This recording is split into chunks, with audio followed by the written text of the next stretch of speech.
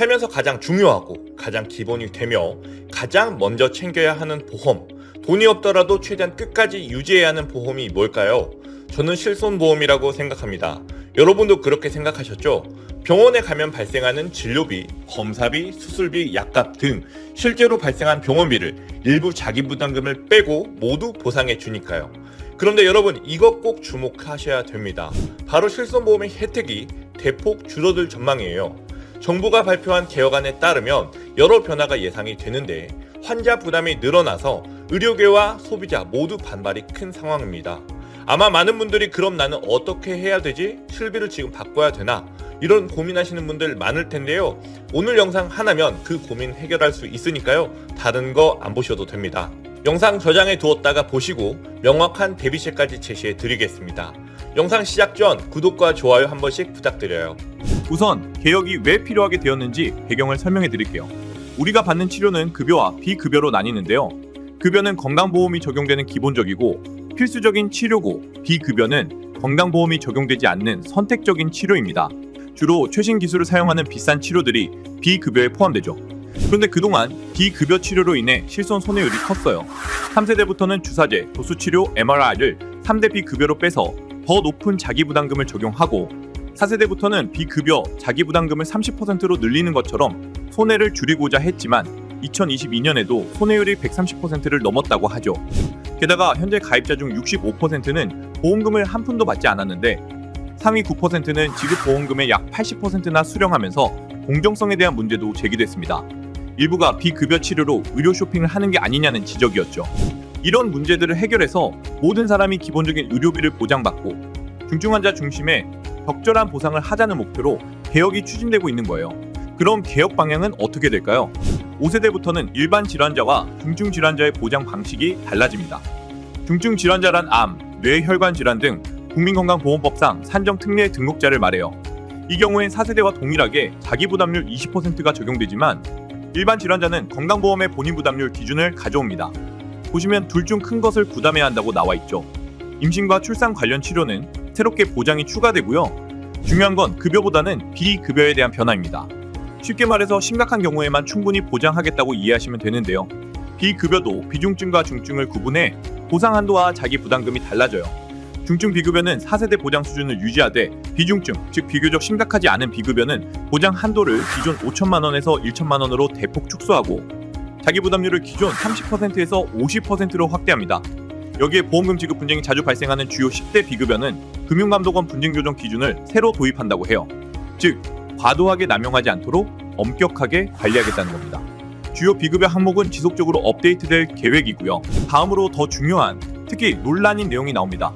여러분, 재계약 조건은 2세대부터 중간부터 추가됐죠. 이건 예를 들어 2세대에 가입 중이더라도 재계약 시점에 5세대가 있으면 자동으로 5세대로 변경되는 걸 말합니다. 그동안 1세대, 초기 2세대 가입자분들은 재계약 조건이 없으니 보장 내용이 그대로 쭉 유지될 거라고 생각하셨잖아요. 앞으로는 그렇지 않아요. 우선 1세대와 초기 2세대에도 주요 10대 비급여 항목에 대해서는 새로운 심사 기준이 동일하게 적용되고요. 계약 재매입도 추진될 예정이라고 합니다. 구체적인 금액이 결정되진 않았지만 소비자가 원하면 보상금을 지급하고 계약을 5세대로 전환하는 겁니다. 만약 계약 재매입만으로 전환이 원활하게 이루어지지 않으면 법을 바꿔서 추진한다고 해요. 이처럼 강제성까지 부여하고 있으니 반발이 무척 큰 상황이고요.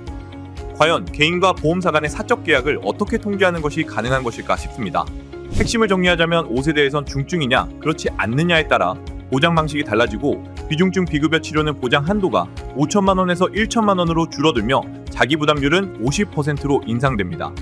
1세대와 초기 2세대 가입자에게도 보상을 지급해 5세대 전환을 유도하고 필요하면 법 개정을 통해서 전환을 시행할 예정이라고 해요.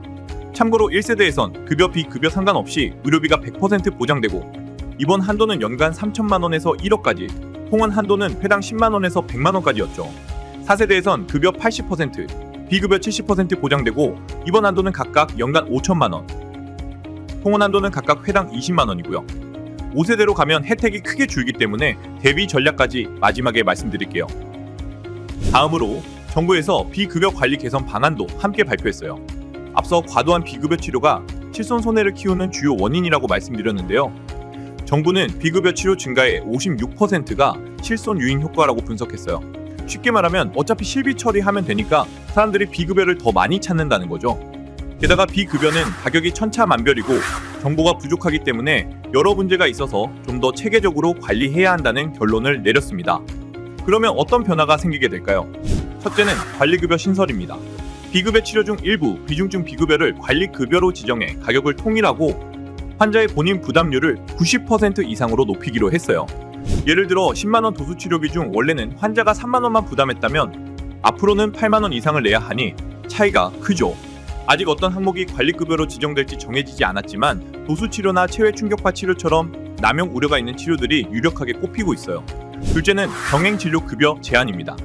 병행진료란 미용이나 성형 같은 비급여 진료를 받으면서 실손 청구를 위해 급여 진료를 함께 진행하는 경우를 말해요. 이를테면 코 성형을 하면서 비중격 만곡증 교정을 병행하는 경우입니다. 이때 비중격 교정 비용은 실손 처리되어 코 수술 비용이 저렴해지는 이점이 있었는데요. 앞으로 병행진료 시 급여 부분도 비급여로 처리되어 환자가 부담할 금액이 훨씬 커집니다. 단 의학적 필요가 있다면 급여로 인정되게끔 기준을 만들 계획이라고 해요. 제 고객님들 사례를 보면 의료 현장에서 병행진료가 오랜 기간 관행으로 굳어졌는데요. 그만큼 소비자들의 불만도 클 수밖에 없죠. 셋째는 비급여 관리 체계를 강화하는 거예요. 비급여 항목을 체계적으로 투명하게 관리하겠다는 건데요. 비급여 항목을 재평가해서 사용 목적과 대상을 명확히 하고 안정성과 효과가 부족한 항목은 없애겠다고 합니다. 신데렐라 주사라고 불리던 주사제를 티옥산 주사라고 표기하게 하는 것처럼 병원마다 다르던 비급여 명칭도 통일할 예정이고요. 가격뿐만 아니라 총 진료비, 대신할 수 있는 급여 항목 등 비급여 항목에 대한 정보도 명확히 공개됩니다. 비급여 통합 포털을 만들어 환자들이 여러 정보를 쉽게 비교할 수 있도록 한다는데요. 이건 소비자에게도 긍정적인 변화죠. 자, 여기까지 비급여 실손 개혁안 주요 내용을 모두 정리했습니다. 중요한 건 변화를 어떻게 대비할 것이냐죠. 영상을 보고 계신 분들은 2013년 3월 이전에 실손을 가입하신 분들과 그 이후에 가입하신 분들로 나뉠 텐데요. 이후에 가입하신 분들은 사실 전환에 대해 깊이 고민하실 필요가 없습니다.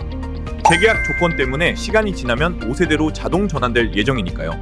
단, 주목할 건 실손이 점점 고객 부담을 늘리는 방향으로 바뀌고 있다는 점이죠. 결코 실손 하나에 기대어갈 수 없는 것이 다가올 현실이에요. 급여 항목은 그래도 건강보험 혜택을 받을 수 있어 큰 부담이 없지만 비급여 항목은 나날이 부담이 커지고 있잖아요. 따라서 실손을 보완하는 건강보장 상품을 잘 준비하셔야 하는데요. 저는 비갱신형 3대 진단비와 질병 수술비를 추천드리는데 특히 질병 수술비는 비급여 보장 공백을 채우는데 효과적입니다. 질병으로 수술할 경우 통원이든 입원이든 급여든 비급여든 상관없이 매회 수술비를 보장받을 수 있거든요. 꼭 믿을 수 있는 전문가와 상담하신 후 실손 대비책 플랜을 마련하시길 바랍니다. 그럼 전환을 고민하시는 1에서 2세대 가입자분들은 어떻게 해야 할까요? 혜택이 줄어드는 전환을 기꺼이 선택할 분들은 많지 않을 거예요. 50대, 60대 분들이라면 이미 보험료 부담이 크실 텐데요.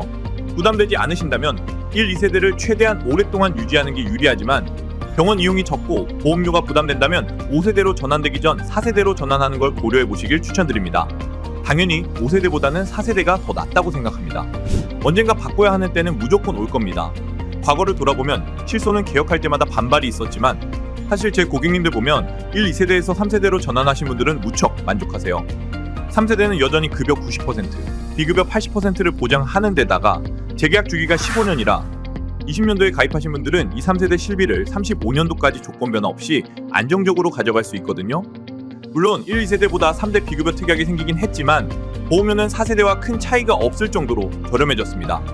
그런데 4세대가 되니까 재계약 주기가 5년인데다가 보장 조건이 급여 80%, 비급여 70%로 더 나빠졌고 비급여 이용량에 따른 최대 400%까지 보험료를 할증하는 할증제까지 적용됐잖아요.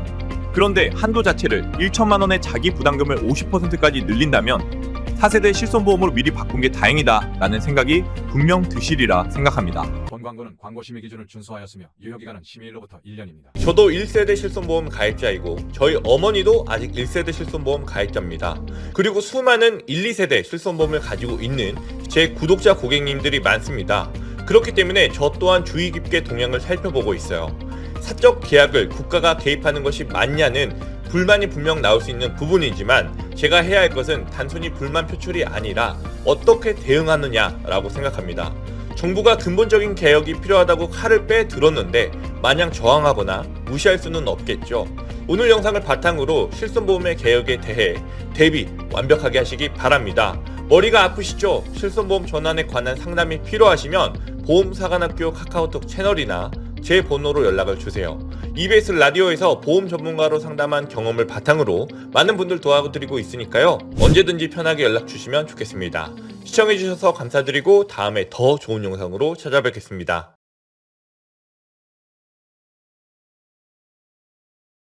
본 광고는 광고 심의 기준을 준수하였으며 유효기간은 심의일로부터 1년입니다.